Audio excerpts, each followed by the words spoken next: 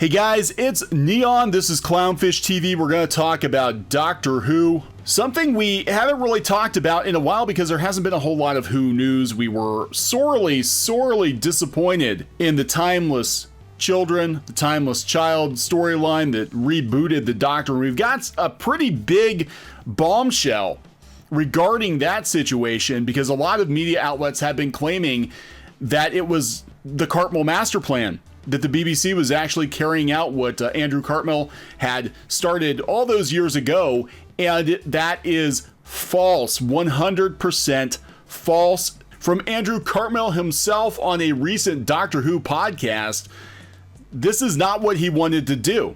He would not have done this.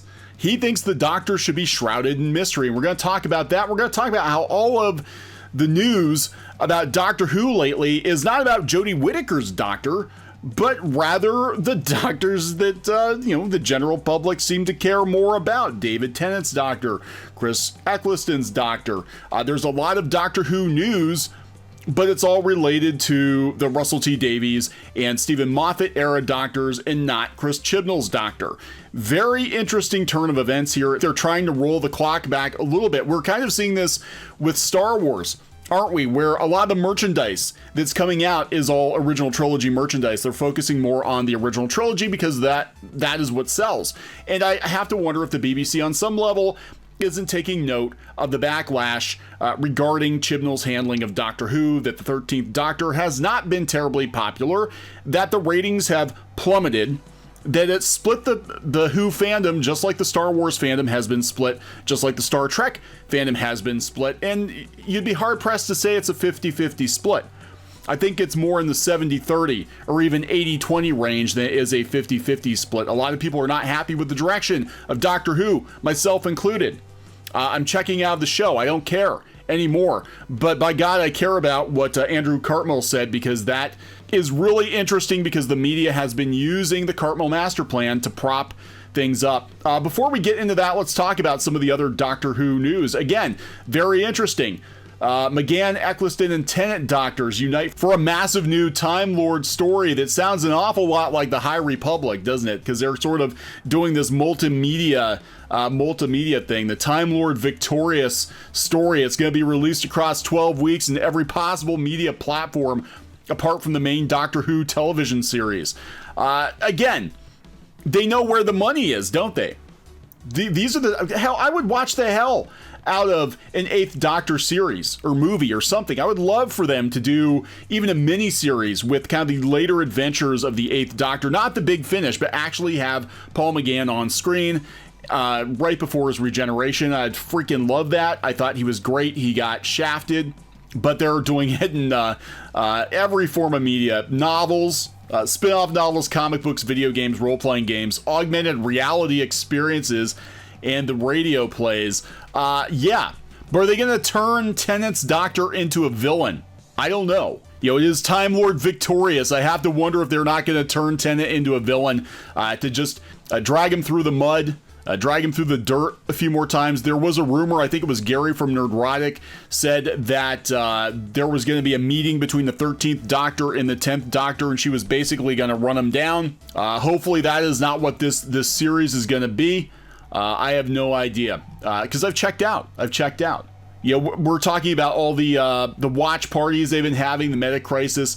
Doctor was meant to be a proper villain, according to showrunner Russell T Davies, who, interestingly enough, also threw shade at, I think, all of this retconning of Doctor Who. He doesn't seem like he's on board with it. Again, just a couple of weeks ago, he said all of this stuff they're doing online, Subwave Network, it's not quite as exciting now. We know there are 557 other Doctors that could have turned up. Ouch. That's a little bit of a stinger, isn't it? It is. Now they're again bringing up David Tennant. Again, it's interesting when they had the Build-A-Bears. Remember when we did the Doctor Who Build-A-Bear episode and we had the 13th Doctor, but they made sure they paired her up with the 10th Doctor, because the BBC, for all they're talking about progress and wanting to be progressive and yada yada, at the end of the day, they know the 10th Doctor is bankable. The 4th Doctor is bankable. The 13th Doctor doesn't sell merchandise, does she? It's not working for you very well, is it there, Chris Chibnall?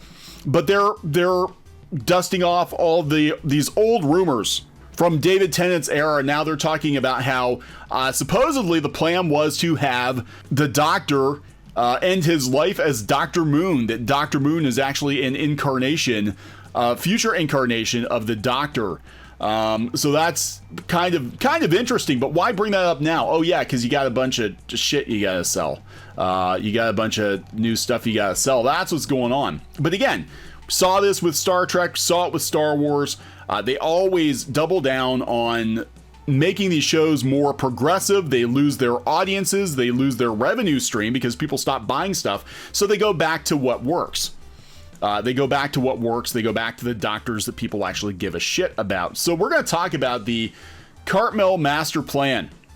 This is interesting because they were trying to justify, I mean, even, here, just a couple of months ago, these outlets were trying to justify the Cartmel Master Plan. They said that, well, this whole retconning of the Doctor and the Timeless Children, the Doctor started out as a little girl that literally dropped out of the sky and was experimented on by a Gallifreyan scientist, I think her name was Tecteun, who basically murdered her over and over and over again to find out how she could steal this little girl's power of regeneration. And that little girl, after God knows how many regenerations, apparently became the Doctor. And the Time Lord stole regeneration from this little girl, who just happened to be a person of color, right? So there's a lot of subtext there, and people are like, what the hell? They never mentioned Omega or Rassilon or any of that in this ridiculous retcon origin story. The media jumped on this and they wanted to defend it, saying this was part of the Cartmel Master Plan. This was what they always wanted to do. Doctor Who's season finale, The Timeless Children, completed an abandoned classic series storyline and made the famous Cartmel Master Plan canon. This is a lie. This is a bald-faced lie. It's not true because Andrew Cartmel was recently on a Doctor Who podcast and he does not seem to care much for what Chris Chibnall has done. He never would have done this. In fact, he said he wanted to keep an air of mystery around the Doctor, and he doesn't really care for how they're handling it right now. He also doesn't like the sonic screwdriver at all, but that's a whole nother thing. Again, bleeding cool. The Cartmel Master Plan is now the Chibnall Master Plan. Bullshit, it's not.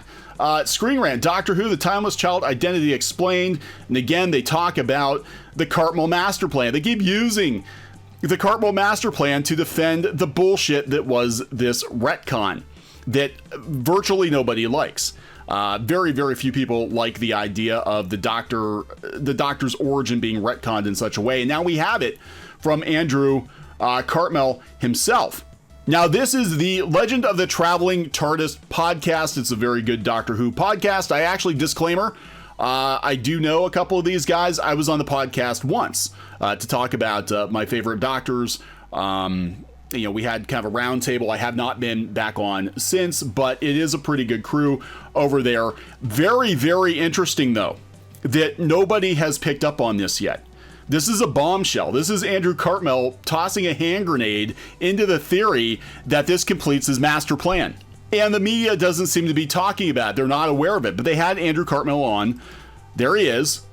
And he basically said, I've got a transcription here. I don't want to run their video in this video. I don't want, well, one, I don't want to get demonetized. Two, I don't want to snipe their video. I'm going to put a link to the video and the audio podcast version of this conversation with Andrew Cartmel in the description of this video, so please go check it out. This is very, very interesting. But he wasn't even aware. He was not aware of the specifics of the Timeless Children. Apparently, he hasn't been paying attention. I don't know. But not only was he not aware, but when he was informed by the panelists of what exactly went down with this episode, he seemed kind of surprised, and he did not seem to like it. And they were explaining how the fandom now is split because of this, and he basically said that he doesn't like it. He doesn't like it because he always intended for Doctor Who to have that air of mystery. He said it's too detailed, and all I wanted to do is throw the Doctor back into shadow again and just give you hints of what was going on. And it sounds like there's a lot of detail and specifics, which is the last thing you want. Because, I mean, number one, it depletes the mystery, and number two, and his opinion is it was the failing of Moffat's era. The last thing you want, because I just mean, number one, it is because it depletes the mystery, and that was the chief failing of Moffat's era. He said Moffat's a good writer, but he got hung up on minutia, on detail. So yeah, this is hilarious. It is hilarious to see Andrew Cartmel himself, who has been used by the media to prop up this bullshit retcon for months, be completely floored by the BBC's decision and completely baffled as to why they did this. He just seemed completely like, what the hell did they do? Again, that was my takeaway from it. You go out and watch that video. You go out and listen to that podcast yourself. It is an hour-long conversation. I am not going to transcribe the whole thing, but it was a very, very eye-opening to listen to this. Now, what's really interesting is Cartmel also goes on to say that when he set out to do the Cartmel master plan, he said he wanted to make sure he did not contradict canon. He went out and he set out to talk to people who knew more about Doctor Who than he did. You know, so that was interesting. So again, Andrew Cartmel, he had a plan, but he respected canon. He respected that people knew more about Doctor Who than he did. Chris Chibnall doesn't give a shit. Chris Chibnall just went in like a bull in a china shop and changed everything. And this crew working on Doctor Who right now seems to delight in antagonizing the fans. And I have to wonder how long until they walk this back, because they're hemorrhaging viewers. Hemorrhaging viewers. You know, it's abysmal. The ratings are abysmal. You know, the ratings keep dropping off of a cliff. People are tuning out. They're not on board with these ridiculous changes. Again, you can move an existing franchise into exciting new directions, but when you ignore canon, when you burn canon to the ground, it changes everything. It alienates old fans who have invested decades of their lives into a show or a movie franchise.